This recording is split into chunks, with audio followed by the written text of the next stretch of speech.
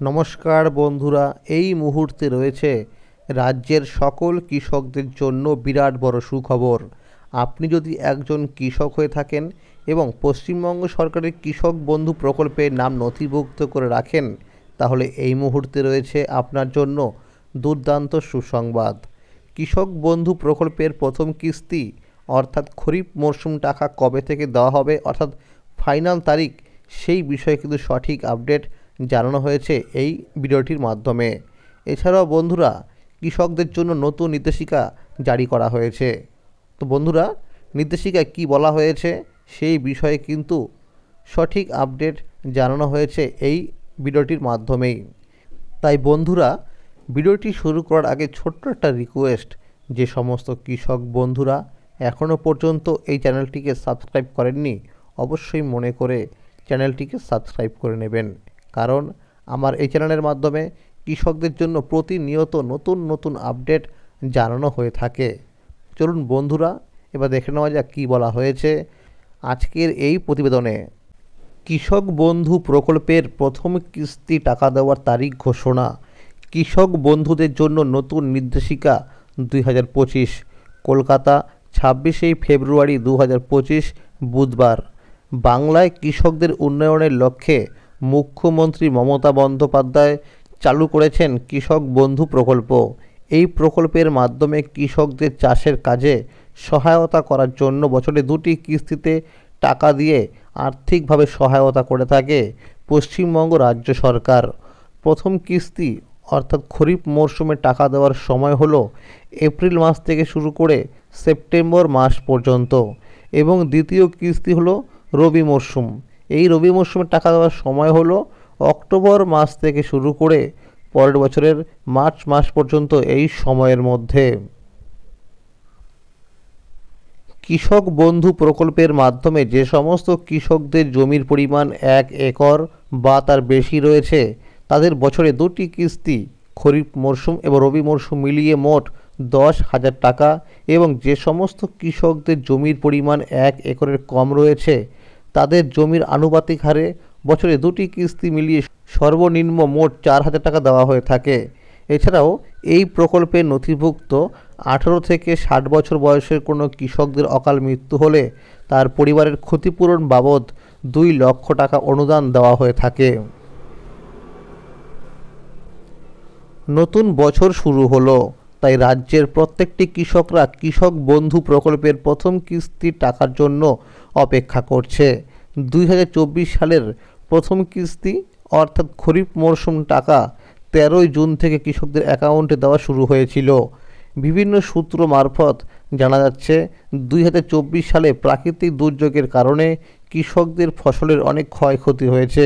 তাই এই বছরের প্রথম কিস্তি অর্থাৎ খরিফ মরশুম টাকা এপ্রিল মাসের দ্বিতীয় সপ্তাহ থেকে দেওয়া শুরু হবে।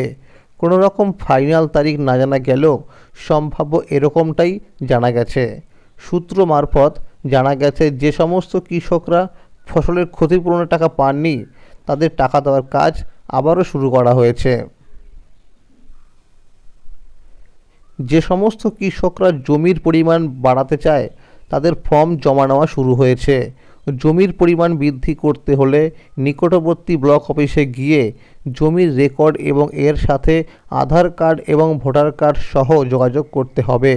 সেখানে গেলে একটি ফর্ম দেওয়া হবে এবং সেই ফর্মটি ফিল আপ করে জমা করতে হবে। জমা করার 7 দিনের মধ্যে স্ট্যাটাসের ঘরে জমির পরিমাণ বৃদ্ধি হয়ে যাবে।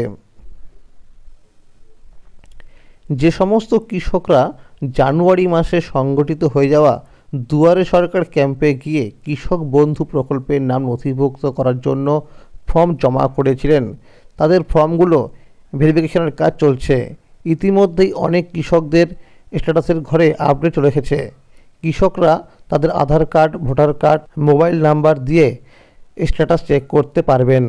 যাদের স্ট্যাটাসের ঘরে অ্যাপ্রুভ এবং কেবিআইডি নাম্বার দেখাচ্ছে, তাদের আগামী প্রথম কিস্তি অর্থাৎ খরিফ মরশুম টাকা দেওয়া হবে। অনেক কৃষকদের ডকুমেন্টসের তথ্যের ভুল কারণে তাদের স্ট্যাটাসের ঘরে ডিলিট ফার্মার বা নো ডেটা ফাউন্ড দেখাচ্ছে। এই কৃষকদের আবার ব্লক অফিসে গিয়ে নতুন করে ফর্ম জমা করতে হবে। যাদের ফর্মগুলো অ্যাপ্রুভ হয়েছে তাদের মোবাইল নাম্বারে SMS পাঠানো হচ্ছে। কৃষক বন্ধু প্রকল্পের গুরুত্বপূর্ণ নির্দেশিকা 2025। 1 নম্বর বলা হয়েছে, যে সমস্ত কৃষকদের পেমেন্ট স্ট্যাটাসের ঘরে KBID নাম্বার এবং আধার কার্ডের নাম্বার দেখাচ্ছে না, তাদের অবশ্যই ব্লক অফিসে বা BDO অফিসে গিয়ে আধার সংযুক্তিকরণের ফর্ম পূরণ করে জমা করতে হবে। জমা করার সময় অবশ্যই আধার কার্ডের সাথে মোবাইল নাম্বার লিঙ্ক করে রাখতে হবে এবং ভোটার কার্ড এবং আধার কার্ড অরিজিনাল সহ জেরক্স করে তাতে নিজের স্বাক্ষর করে জমা করতে হবে। জমা করার 7 দিনের মধ্যেই আবার পুনরায় স্ট্যাটাসের ঘরে আধার কার্ডের নাম্বার এবং KBID নাম্বার চলে আসবে।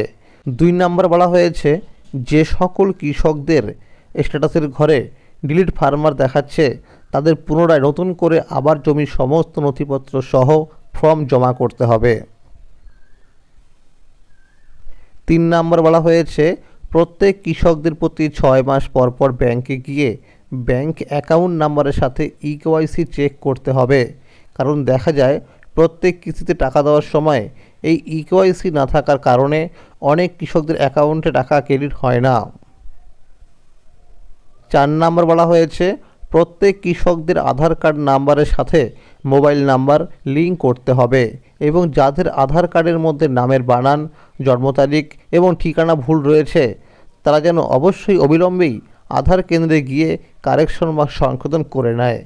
যে সমস্ত কৃষকরা একটি জমির নথিপত্র দেখিয়ে বহু কৃষকরা টাকা পাচ্ছিলেন, তাদের নাম এবার বাদ দেওয়া হবে। 5 নম্বর বলা হয়েছে, যে সকল কৃষকরা জমির পরিমাণ বাড়াতে চায়, মোবাইল নাম্বার পরিবর্তন করতে চায়, তারা অবশ্যই ব্লক অফিসে গিয়ে একটি ফর্ম ফিল আপ করে ডকুমেন্ট সহ জমা করতে হবে। ফর্ম জমা করার 2 থেকে 3 দিনের মধ্যেই স্ট্যাটাসের ঘরে সমস্ত কিছু আপডেট হয়ে যাবে। জমির পরিমাণ বৃদ্ধি করতে হলে জমির সমস্ত নথিপত্র নিয়ে যেতে হবে। এখন যদি জমির পরিমাণ বৃদ্ধি করার ফর্ম জমা করে রাখে, তাহলে আগামী প্রথম কিস্তির টাকা সাথেই অতিরিক্ত জমির বৃদ্ধি টাকাও দিয়ে দেওয়া হবে।